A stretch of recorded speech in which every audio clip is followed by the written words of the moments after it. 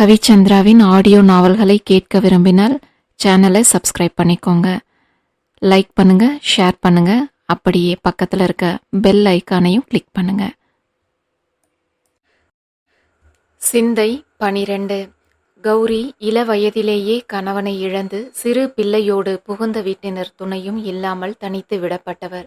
பெரிய கூட்டு குடும்பத்தில் வாழ்க்கைப்பட்டு கணவன் உயிரோடு இருந்த வரைக்கும் மூத்த மருமகள் என்ற கௌரவத்தோடும் மரியாதையோடும் நடத்தப்பட்டவர்.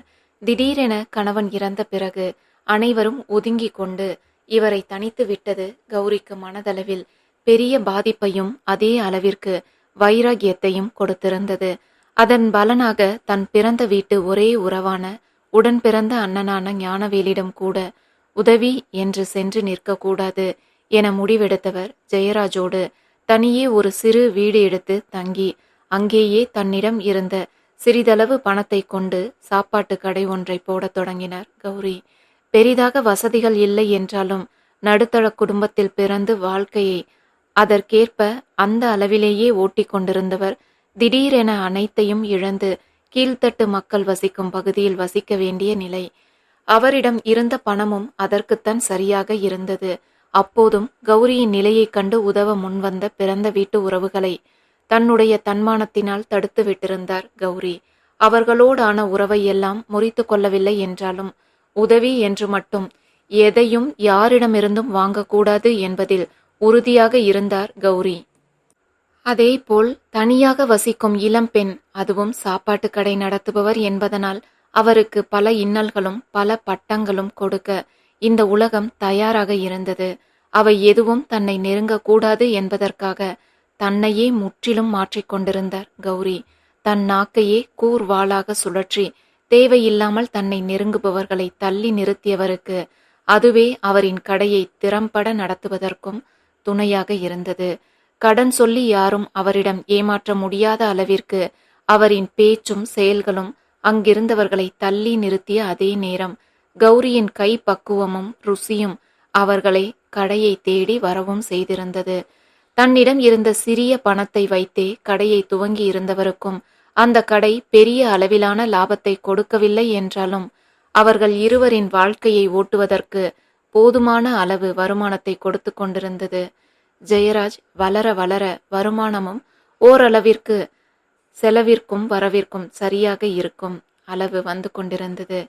ஆனால் அதே நேரம் அதை ஈட்டுவதற்கு கௌரி எவ்வளவு உழைக்கிறார் என்பதும் அந்த அடுப்பின் சூட்டில் வீட்டிற்கு வெளியில் சிறு கூரைக்கு கீழே வெயிலில் எவ்வளவு அவதிப்படுகிறார் என்பது ஜெயராஜுக்கு புரிய தொடங்கியது.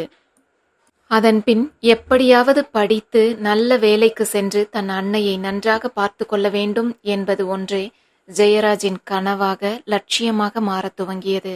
அதன்படி பள்ளிக்கு செல்வது, படிப்பது, வீட்டில் இருக்கும் நேரம் கௌரிக்கு உதவுவது என தன் வாழ்க்கையை அமைத்து கொண்டவர் தன் லட்சியப்படியே படித்து மத்திய அரசின் வேலையிலும் அமர்ந்தார் ஜெயராஜ். பெரிய பதவி இல்லை என்றாலும் கூட மத்திய அரசு பணி என்பதும் நிலையான வருமானம் தரக்கூடிய வேலை என்பதும் அந்த நேரத்தில் ஜெயராஜுக்கு பெரிய விஷயமாகத்தான் இருந்தது. அதன்படி அவருக்கு மும்பையில் வேலை கிடைக்கவும் அங்கு கிளம்பி சென்றார் ஜெயராஜ். மொழி தெரியாத ஊரில் வேலைக்கு சென்றிருந்தவருக்கு எதிர்பாராமல் அறிமுகமாகியவர்தான் வந்தனா. எதிர்பாராத சூழ்நிலையில் தமிழர் என தெரிந்து அவருக்கு மொழி புரியாமல் நிற்பதை அறிந்து உதவ முன்வந்து அது இருவருக்குள்ளும் நல்ல ஒரு அறிமுகமாக அமைந்தது. தன் வருமானத்தில் பாதிக்கும் மேல் கௌரிக்கு அனுப்பிவிட்டு மீதமுள்ளதை வைத்து அங்கு ஒரு வெகு சாதாரண வாழ்க்கை முறையை அமைத்து கொள்ள முயன்ற ஜெயராஜுக்கு அனைத்து வகையிலும் உடன் நின்று உதவ துவங்கினாள் வந்தனா. அங்குள்ள ஒரு புகழ்பெற்ற கல்லூரியில் இறுதி வருடம் படித்து கொண்டிருந்த வந்தனாவுக்கு மும்பை பழக்கப்பட்ட ஊர் என்பதனால் எங்கு எது குறைவான விலையில் கிடைக்கும் என்பதில் துவங்கி அனைத்தும் தெரிந்து இருந்தது. அவளோடு படிக்கும் பிள்ளைகள் எல்லாம் பார்ட்டி, கொண்டாட்டம் என்பதையே வாழ்க்கை முறையாக கொண்டிருக்க அதிலெல்லாம் பெரிதாக ஆர்வம் இல்லாத வந்தனா பெரும்பாலும் இயற்கை சூழலில் தனியே அமர்ந்து படிப்பதை வழக்கமாக கொண்டிருப்பவருக்கு புதிதாக கிடைத்த ஜெயராஜின் நட்பு பிடித்தமானதாக இருக்க ஜெயராஜின் அத்தனை கேள்விகளுக்கும் தேடலுக்கும் தனிமைக்கும் விடையாக இருந்தார் வந்தனா.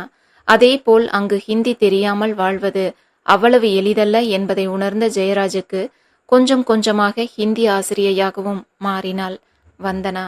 இருவருக்குள்ளும் துவங்கிய சாதாரண அறிமுகம் நட்பாக மாறி உதவி என ஆரம்பித்து இறுகிய உறவாக மலர்ந்தது. இருவருக்குள்ளும் ஒருவரை ஒருவர் பிடித்து இருந்ததனால் அதன்பின் காதல் பறவைகளாக வலம் வரத் தொடங்கினார்கள். இருவருமே சொந்த ஊரில் இருந்து இங்கு தனியே வந்து தங்கி இருப்பவர்கள் என்பதனால் எந்த பயமும் கட்டுப்பாடும் இல்லாத சுதந்திர வாழ்க்கை அவர்களால் வாழ முடிந்தது. வந்தனா ஹைதராபாத்தில் உள்ள வளமான குடும்ப பின்னணியை கொண்டவர். அதற்கு நேர் எதிரான குடும்ப பின்னணியில் இருந்து வந்தவர் ஜெயராஜ். ஆனால் ஜெயராஜின் குணமும் தன் அன்னையின் மேல் அவர் கொண்டுள்ள மரியாதையும் வந்தனாவை வெகுவாக கவர்ந்த ஒன்று. அந்த அன்பும் அமைதியான குணமும் மட்டுமல்ல, அரசு பணியில் எளிதாக வேறு வழியில் கூட பணம் சம்பாதிக்க எதையும் செய்யலாம் என நினைக்காத நேர்மையும் வந்தனாவை ஜெயராஜின் பால் ஈர்த்தது. தன் வீட்டினர் இந்த காதலுக்கு சம்மதிப்பது கடினம் என அறிந்திருந்தாலும் கூட எப்படியாவது பேசி சத்தியாகிரகம் செய்தாவது சம்மதம் வாங்கிவிடலாம் என்ற நம்பிக்கை வந்தனாவுக்கு இருந்தது. அந்த அளவுக்கு வீட்டின் செல்ல பெண்ணாக வளர்க்கப்பட்டவர் வந்தனா. தன் வாழ்க்கை என்று வரும்போது ஒரு கட்டத்தில் சம்மதித்து விடுவர் என்றே எண்ணினார். அதேபோல் கௌரியிடம் சம்மதம் வாங்குவது என்பது அவ்வளவு எளிதல்ல என்று தெரிந்திருந்த ஜெயராஜும் தன் வாழ்க்கை ஆசை என்று வரும்போது எப்படியாவது அவரை பேசி சரி செய்து விடலாம் என்ற எண்ணமே ஜெயராஜுக்கு இருந்தது. இத்தனை வருடங்களாக தனக்காக வாழ்பவர், தனக்கென எதையும் செய்ய தயாராக இருப்பவர் இதற்கும் சம்மதிப்பார் என்றே நினைத்தார் ஜெயராஜ். இப்படியே நாட்கள் செல்ல வந்தனாவின் இறுதி தேர்வுகள் முடிந்து விடுமுறைக்கு ஊருக்கு செல்ல வேண்டிய நாளும் வந்தது. அதே நேரம் ஜெயராஜும் தன் ஊருக்கு கிளம்பினார். இருவரும் அவர்களின் வீட்டில் பேசி சம்மதம் வாங்கி கொண்டு மீண்டும் சந்திப்பது என்ற எண்ணத்துடன் அவரவர் வீடு நோக்கி பயணிக்க, பாவம் இதன்பின் இருவரும் சந்திக்கப் போவதே இல்லை என்பதை அறியாமலேயே தங்கள் பயணத்தை தொடர்ந்தனர். வந்தனாவுக்கு ஊருக்கு சென்ற உடனேயே இதை பற்றி அனைவரிடமும் பேசுவதற்கு லேசான தயக்கம் உண்டானது. அடுத்து அங்கிருந்த சூழல் வேறு சதி செய்தது. நெருங்கிய உறவில் ஒரு திருமணம் என்பதால் உறவுக்காரர்கள் எல்லாம் இவர்கள் வீட்டில் குழுமியிருந்தனர். அதன் காரணமாக இவர்களுக்கான தனிமை கிடைப்பது தள்ளி போய்கொண்டே இருந்தது. இங்கு ஜெயராஜ் எதிர்பார்த்தது போலவே விஷயம் அறிந்ததும் கௌரியிடம் இருந்து பலத்த எதிர்ப்பு எழுந்தது. அதை சமாளிப்பதற்காக தன்னால் ஆன அத்தனை முயற்சிகளையும் ஜெயராஜ் மேற்கொண்டும் எந்த பயனும் இல்லை. கௌரி மூர்க்கமாக எதிர்க்க காரணம் அவருக்கு காதல் என்ற வார்த்தையே பிடிக்காது என்பதோடு வந்தனாவும் வேறு சமூகத்தை சேர்ந்தவராக இருந்தார். அது மட்டுமல்லாமல் தன் அண்ணன் மகளை ஜெயராஜுக்கு திருமணம் செய்து வைப்பதாக ஞானவேலுக்கு வாக்கு கொடுத்திருந்தார் கௌரி. அதோடு தான் இத்தனை வருடங்களாக கஷ்டப்பட்டு வளர்த்த தன் மகனின் வாழ்க்கையை தீர்மானிக்கும் முடிவும் தன்னுடையதாகத்தான் இருக்க வேண்டும் என்ற எண்ணமும் அவருக்கு இருந்தது. இவையெல்லாம் சேர்ந்து கௌரி தன் எதிர்ப்பை வலுவாக தெரிவிக்க ஜெயராஜ் போராட என நாட்கள் அப்படியே சென்று கொண்டிருந்தது. அந்த நேரத்தில்தான் வந்தனாவே எதிர்பாராத செய்தியாக அவருக்கு தான் கருவுற்றிருப்பது தெரிய வந்தது. இருவரும் தனிமையில் இருந்தாலும் கூட எல்லை மீறி பழகக்கூடாதென்பதில் தெளிவாகவே இருந்தனர். அப்போது ஒருமுறை ஜெயராஜ் உடல் நலம் பாதிக்கப்பட்டு தனியே தவித்து கொண்டிருந்த போது வந்தனாதான் அருகில் இருந்து அவரை பார்த்து கொள்ள வேண்டி வந்தது. அப்போதே அவர்களே எதிர்பாராமல் நிகழ்ந்த ஒரு நெருக்கத்தின் விளைவே இது. அதன்பின் இன்னும் கவனமாகவே விலகித்தான் இருந்தனர் இருவரும். மேற்படிப்பு படிக்க எண்ணி இருந்தவள் முதலில் திருமணத்தை முடித்து கொண்டு பின் மற்றதை பார்த்து கொள்ளலாம் என்ற முடிவுக்கு வர காரணமே அதுதான். இப்போதும் இதை அறிந்து கலங்கவில்லை வந்தனா. அவர்களின் காதலுக்கு கிடைத்த அன்பு பரிசாகவே இதை பார்த்தவர் சந்தோஷத்தோடு ஜெயராஜுக்கு இந்த தகவலை தெரிவிக்க எண்ணி தொலைபேசியின் வழியாக அவரை தொடர்பு கொள்ள முயன்றார். வந்தனாவுக்கு ஜெயராஜின் குடும்ப பின்னணி முதற்கொண்டு அனைத்தும் தெரியும். இப்போது ஜெயராஜ் அனுப்பும் வருமானத்தை கொண்டே கௌரி கொஞ்சம் கொஞ்சமாக தங்கள் வாழ்க்கை நிலையை உயர்த்த முயல்வது உட்பட. அதிலும் இந்த தொலைபேசி மும்பையில் இருந்து ஜெயராஜ் தன் அன்னையை தொடர்பு கொள்ள வேண்டியே ஞானவேலின் உதவியோடு வாங்கி வைத்திருந்தார். முதல் முறையாக ஜெயராஜிடம் தங்கள் காதலின் பரிசை பற்றி சொல்ல வந்தனா அழைத்த நேரம் அங்கு ஒரு கலவரமே நடந்து கொண்டிருந்தது. தன் பேச்சை கேட்டு நிர்மலாவை மணந்து கொள்ளவில்லை என்றால் தீக்குளிக்கப் போவதாக வீட்டின் நடுவில் நின்று மண்ணெண்ணெயை ஊற்றிக்கொண்டு கௌரி மிரட்டி கொண்டிருந்தார். அப்போதே வந்தனா அழைத்திருக்க அழைப்பை ஏற்றிருந்த ஞானவேலின் மனைவி யாரோ அலுவலகத்தில் இருந்து அழைப்பதாக எண்ணி அப்படியே தொலைபேசியை கவிழ்த்து வைத்துவிட்டு தன் கணவனை அழைக்க செல்ல, இங்கு நடக்கும் அத்தனையும் வார்த்தை மாறாமல் அந்த பக்கம் வந்தனாவிற்கு கேட்டுக்கொண்டிருந்தது. கௌரியின் ஆவேசமும் மிரட்டலான வார்த்தைகளை வரி மாறாமல் கேட்ட அதே நேரம் தன்னை விட்டு கொடுக்க முடியாமல் ஜெயராஜ் போராடுவதும் கெஞ்சுவதும் கூட தெளிவாக கேட்டது. இந்த 1 வருட பழக்கத்தில் ஜெயராஜுக்கு கௌரி மேல் இருந்த அன்பும் மரியாதையும் அவரை எப்படியெல்லாம் பார்த்து கொள்ள வேண்டும் என்ற கனவோடு படித்து அரசாங்க வேலையில் சேர்ந்தார் என்பதும் நினைவுக்கு வர சந்தோஷமாக அழைத்திருந்தவர் கண்ணீரோடு எதுவும் பேசாமல் அழைப்பை துண்டித்திருந்தார் வந்தனா.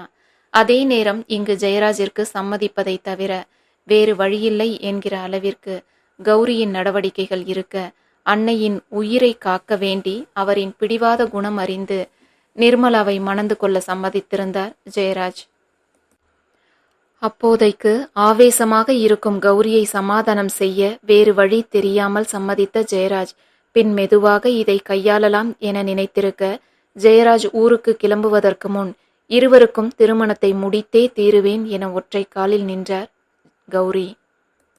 அடுத்த முறை மீண்டும் விடுமுறையில் வரும்போது திருமணத்தை வைத்து கொள்ளலாம் என்று எவ்வளவோ ஜெயராஜ் சமாளிக்க முயற்சித்தாலும் எதுவுமே கௌரியிடம் பலனளிக்கவில்லை. திருமணத்தை முடிக்காமல் ஜெயராஜ் அங்கிருந்து கிளம்பவே கூடாது என்பதில் உறுதியாக நின்று 2 நாளில் திருமண ஏற்பாடுகளை செய்வதாக கௌரி கூறிவிட செய்வது அறியாது திகைத்தார் ஜெயராஜ். இதற்குள் 3 நாட்கள் கடந்திருந்தது. ஒரு பக்கம் கௌரி திருமண ஏற்பாடுகளை கவனித்துக் கொண்டிருக்க, அதற்கு சம்மதிக்கவும் முடியாமல் கௌரியின் மனதை நோகடிக்கவும் முடியாமல் எங்கே மீண்டும் தவறான முடிவுக்கு சென்று விடுவாரோ என்று பயந்து திணறிக் கொண்டிருந்த ஜெயராஜ் எப்படியாவது மும்பை கிளம்ப வாய்ப்பு பார்த்து காத்திருக்க துவங்கினார். அந்த நேரத்தில்தான் ஜெயராஜை மீண்டும் தொலைபேசியில் தொடர்பு கொண்டார் வந்தனா. தானே வந்தனாவை தொடர்பு கொள்ள ஜெயராஜ் நினைத்து கொண்டிருக்க, வந்தனாவே சரியான நேரத்தில் தொடர்பு கொண்டது அவருக்கு பெரும் நிம்மதியை தர அனைத்தையும் வந்தனாவிடம் கொட்டி தீர்த்தார் ஜெயராஜ். முன்பே அறிந்ததுதான் என்றாலும் கூட எதையும் முன்பே தெரிந்தது போல் காண்பித்து கொள்ளாமல் புதிதாக கேட்பது போல பொறுமையாக கேட்ட வந்தனா அமைதியான குரலில் கௌரியின் பேச்சை கேட்டு நடக்குமாறு கூறிவிட, இதை கொஞ்சமும் நம்ப முடியாமல் திகைத்தார் ஜெயராஜ். வந்தனாவிடம் இருந்து இப்படி ஒரு வார்த்தை வரும் என எதிர்பார்க்காதவர் பேசி புரிய வைக்க முயல, வந்தனாவும் தன் பிடியிலேயே விடாமல் நின்று சிறு வயது முதலே கௌரிக்காக தன் வாழ்க்கையை வடிவமைத்து கொண்ட ஜெயராஜ் இன்று இந்த நிலையில் முக்கியமான முடிவை அவருக்கு எதிராக எடுப்பது கௌரியை எவ்வளவு தூரம் பாதிக்கும் என புரிய வைக்க முயன்றார். அதெல்லாம் புரிந்தே கௌரியிடம் அமைதியாக இருந்த ஜெயராஜிற்கு அப்போதும் வந்தனாவின் முடிவை ஏற்றுக்கொள்ள முடியாமல் போக எதிர்த்து வாதிட்டார். இல்ல ஜெய், நீங்க உங்க அம்மாவோட முடிவுக்கு சம்மதிக்கலனா அதுவே எந்த எல்லைக்கு வேண்டுமானாலும் சென்று என்ன முடிவை வேண்டுமானாலும் அவங்களை எடுக்க வைக்கும். அப்படி அவருக்கு ஏதாவது நடந்தால் அந்த குற்ற உணர்வே காலம் முழுக்க நம்மை துரத்தும். நாமும் நிம்மதி இல்லாமல் வாழ வேண்டி வரும். அனைவரையும் எதிர்த்து கொண்டு சேர்ந்து வாழ்ந்து ஒவ்வொரு நாளும் நரகமாக கழிவதை விட நம் காதல் அழகிய நினைவாக நம் மனதில் இருக்கட்டும் ஜே என்று கூறவும் பதிலின்றி திகைத்தார் ஜெயராஜ். எப்போதுமே தன் வயதுக்கு மீறிய பக்குவத்தோடு சிந்திக்கும் வந்தனாவிடமிருந்து இப்படி ஒரு பதிலை எதிர்பாராதவர், வந்தனா சொல்வதில் உள்ள நியாயங்கள் புரிந்தாலும் அவளுக்கு இது நியாயம் செய்வது ஆகாதே என்று தயங்கி தடுமாற ஜெயராஜின் மனது புரிந்தது போல், இனி நீங்களே உங்க அம்மாவை எதிர்த்து ஏதாவது செஞ்சாலும் கூட நான் இந்த திருமணத்துக்கு சம்மதிக்க மாட்டேன் ஜெய். உனக்காக இத்தனை வருஷமா வாழ்ந்த உங்க அம்மாவின் விருப்பப்படி உன் வாழ்க்கையை அமைத்துக்கொள் என்று திட்டவட்டமான குரலில் சொல்லிவிட்டு அழைப்பை துண்டித்து இருந்தார் வந்தனா. இதில் அதிர்ந்து அப்படியே நின்றுவிட்ட ஜெயராஜ் பின்பு நன்றாக யோசித்துவிட்டு மீண்டும் வந்தனாவிடம் பேச முயன்றும் அவரை தொடர்பு கொள்ள முடியவில்லை. எத்தனை முறை முயன்றாலும் அவர் அங்கில்லை என்ற செய்தியே பதிலாக வந்து கொண்டிருந்தது. ஜெயராஜிடம் வந்தனா கொடுத்திருந்தது அவளின் தோழியின் வீட்டு தொலைபேசி எண் என்பதால் ஜெயராஜால் நேரடியாக வந்தனாவை தொடர்பு கொள்ள முடியாமல் போனது. ஒரு கட்டத்திற்கு மேல் அடிக்கடி அவர்களை தொந்தரவு செய்வதும் சரிவராது என இந்த குழப்பத்திலேயே ஜெயராஜ் இருக்கும்போதே கௌரி ஏற்பாடு செய்திருந்த திருமண நாளும் விடிந்தது. வேறு வழியும் இல்லாமல் அதை தடுக்கவும் முடியாமல் நிர்மலாவை மனம் முடித்திருந்தார் ஜெயராஜ். இங்கு தன் வலியை வெளிப்படுத்திக் கொள்ளவோ யாரிடமும் சொல்லி ஆறுதல் தேடவோ முடியாத சூழ்நிலையில் சிக்கி இருந்தார் வந்தனா. தங்களின் வாரிசை பற்றி ஜெயராஜிடம் சந்தோஷமாக பகிர்ந்து கொள்ள நினைத்திருந்த நேரத்தில்தான் கௌரி பேசிய பேச்சுக்களும் அவர் எவ்வளவு மூர்க்கமாக தங்கள் காதலை எதிர்க்கிறார் என்பதும் ஜாதி மதம் என்பதில் எந்த அளவு தீவிரத்தோடு இருக்கிறார் என்பதும் வந்தனாவுக்கு புரிய மனதளவில் உடைந்து போனார் வந்தனா. கௌரியை எதிர்த்து கொண்டு நிச்சயமாக ஜெயராஜ் எதுவும் செய்ய போவதில்லை என்று புரிந்தாலும் ஒருவேளை எதையாவது செய்ய முயன்று அது தவறாகி போனால் என்ற பயமும் சேர்ந்தே வந்தனாவை அப்படி ஒரு முடிவை எடுக்க வைத்திருந்தது. அதே நேரம் தன் வார்த்தையை மீறி ஜெயராஜ் எதுவும் செய்துவிடக்கூடாதென்றே தன் தோழியிடம் யார் அழைத்தாலும் தனக்கு தெரிவிக்க வேண்டாம் என்று சொல்லியும் இருந்தார். அன்றைய கௌரியின் மிரட்டலும் ஆவேசமுமே வந்தனாவை இப்படி ஒரு முடிவை எடுக்க வைக்க காரணமாக இருந்தது.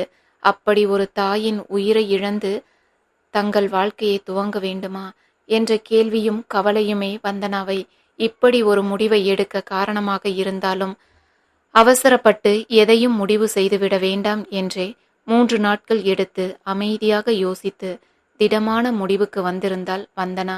தன் பக்கம் இருந்து யோசிப்பதை விட கௌரியின் இடத்தில் இருந்து யோசித்து பார்த்தே இப்படி ஒரு முடிவுக்கு வந்திருந்தாள் வந்தனா. மகனுக்காகவே வாழ்ந்தவர், அவரின் ஒரே துணையும் நம்பிக்கையுமான ஜெயராஜ் அவரின் பேச்சை மீறினால் அதை தாங்கிக் கொள்வாரா? அது அவரை எந்த அளவிற்கு பாதிக்கும்? அதற்கு அவரின் எதிர்வினை எப்படிப்பட்டதாக இருக்கும் என்றெல்லாம் எண்ணி பயந்தே ஒரு உயிரையும் இழந்து யாருமே நிம்மதியும் சந்தோஷமும் இல்லாமல் வாழ்வதை விட தான் ஒருத்தி ஒதுங்கிக் கொள்வதன் மூலம் மற்றவர்களாவது நிம்மதியாக இருக்க முடியுமானால் அதை செய்வதில் தவறில்லை என்ற முடிவுக்கு வந்தார் வந்தனா. என்னதான் தீவிரமாக யோசித்து தெளிவான முடிவுக்கு வந்திருந்தாலும் கூட அது வந்தனாவுக்கு அதிக வலியை கொடுக்கத்தான் செய்தது. அதை யாரிடமும் வெளிப்படுத்தி கொள்ள முடியாத சூழ்நிலை வேறு பெரிய வலியை தந்தது. அதே நேரம் வந்தனாவின் வீட்டில் அவளின் தந்தைக்கு 60ஆம் பிறந்த நாள் வருவதை பிரம்மாண்டமாக கொண்டாட ஏற்பாடுகள் நடைபெற்று கொண்டிருந்தது. அவையெல்லாம் முடியும் வரை எதையும் யாரிடமும் காண்பித்து கொள்ளாமலே இருந்துவிட்டு பின் தன் பழைய திட்டப்படியே மேலே படிப்பதாக பெயர் செய்து கொண்டு அங்கிருந்து மும்பை கிளம்பி விடுவதே இப்போதைக்கு வந்தனாவின் திட்டமாக இருந்தது. அதன் பின் மும்பையில் இருந்து தூரமாக யாரிடமும் சொல்லாமல் கொள்ளாமல் எங்காவது கிளம்பி சென்று கிடைத்த வேலையை செய்து கொண்டு தன் வாழ்க்கையை அமைத்து கொள்ள வேண்டும் என்ற எண்ணத்தில் இருந்தார் வந்தனா.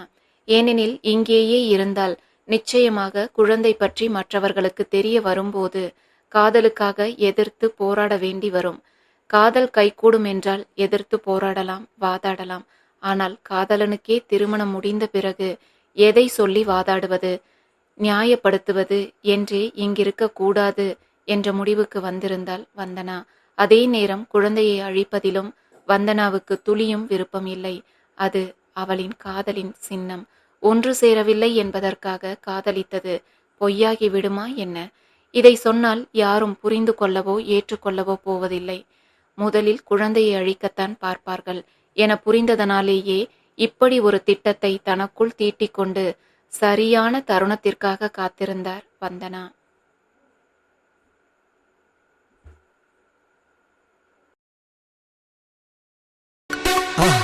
மறக்காம சர்ப்ரைஸ் பண்ணுங்க. தேங்க்யூ.